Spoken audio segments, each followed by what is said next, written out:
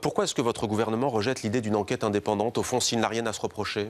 Bien, je crois que l'idée importante d'abord, c'est de mettre en avant comment aujourd'hui cette même opposition utilise la violence pour ses manifestations sur le terrain. Ce qui se passe aujourd'hui, c'est que nous assistons à un nouveau phénomène qui est l'utilisation de groupuscules armés, l'utilisation d'armes. Là, en l'occurrence, sur les images qu'on montre, Monsieur le Ministre, on ne voit pas de manifestants armés. Hein. Oui, mais parce que ça, vous avez montré ça, mais il y a d'autres images qui sont à la disposition des gens. Je crois que ce qui est important, c'est quand même de noter la disproportion totale entre l'objet des manifestations et la réalité d'une manifestation qui est devenue de plus en plus violente, une manifestation qui s'inscrit dans un contexte d'illégalité, puisqu'en Guinée, les manifestations sont soumises à des lois, à des autorisations qui sont nécessaires pour maintenir la paix et la cohésion sociale. Là, il y a un amalgame de choses entre la crise sociale à laquelle le gouvernement apporte des réponses et les crises politiques liées à l'élection. Je vous fais remarquer que l'élection en Guinée n'est pas organisée par le gouvernement. L'élection en Guinée est organisée par une commission électorale nationale indépendante composée sur une base paritaire dans laquelle il y a 10 membres de l'opposition, 10 membres de la majorité, la société civile et les représentants de l'État.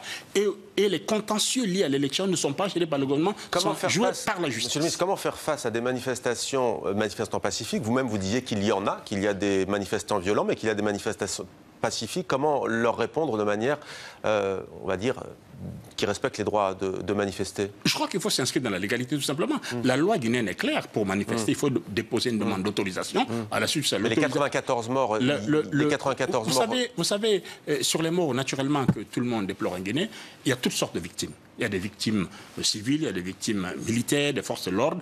Mais je crois aussi qu'on ne peut pas poser cette question-là sans poser la problématique de la nouvelle utilisation de l'arme, des forces et des groupuscules armés aujourd'hui. Donc vous dites que les forces de sécurité tirent notamment à balles réelles face à des manifestants qui seraient dangereux? Pas du tout, pas du tout. Comment sont-ils morts alors, les manifestants? Mais vous savez ce qui se passe aujourd'hui, c'est que vous savez, quand vous voyez le cas des gendarmes qui ont été tués, ils ont tué de quelle manière? Je crois qu'il ne s'agit pas pour le gouvernement de se soustraire des responsabilités liées aux conséquences dramatiques de cet événement, mais ce qui est important, c'est de voir le contexte aujourd'hui, qui est un contexte nouveau, qui s'apparente aujourd'hui pratiquement à une espèce de volonté de déstabilisation du pouvoir et de l'État, parce que ces manifestations sont déclarées de manière unilatérale et ne veulent pas respecter l'itinéraire et ne veulent pas respecter les autorisations. Monsieur le ministre, on a vu des manifestants, y compris à New York hier mardi, devant le siège des Nations Unies, réclamer eux aussi une enquête et dire stop, au fond, ce sont leurs propres mots, à ces massacres. Qu'est-ce que vous leur dites ce soir tout de même?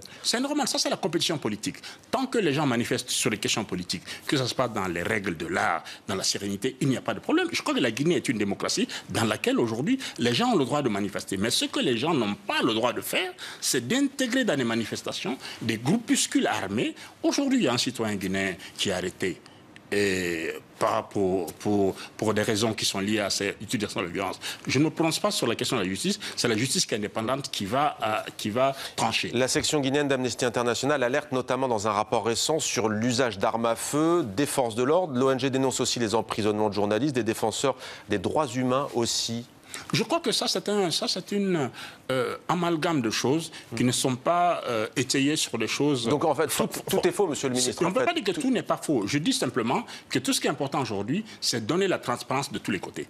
Donner la transparence sur l'action qui est menée par le gouvernement pour établir l'ordre public, mais chercher également la transparence sur aujourd'hui une opposition qui est en train d'évoluer vers une opposition de type armé. C'est ça qui n'est pas acceptable. Mais qu'est-ce qu'on fait alors, monsieur le ministre? On a vu par exemple le député européen Louis Michel, député de Belgique, rencontrer le président de la République de Guinée, Alpha Condé. Est-ce qu'il pourrait faire l'objet d'une médiation internationale dans cette crise politique? Écoutez, c'est une affaire interne. Je vous fais remarquer que le principal opposant, le chef de file de l'opposition, il doit son statut à une loi. C'est une loi qui lui apporte la reconnaissance, la considération et qui lui donne un statut privilégié qui lui permet de mener son action. Aujourd'hui, on ne peut pas systématiquement privilégier la rue aux urnes.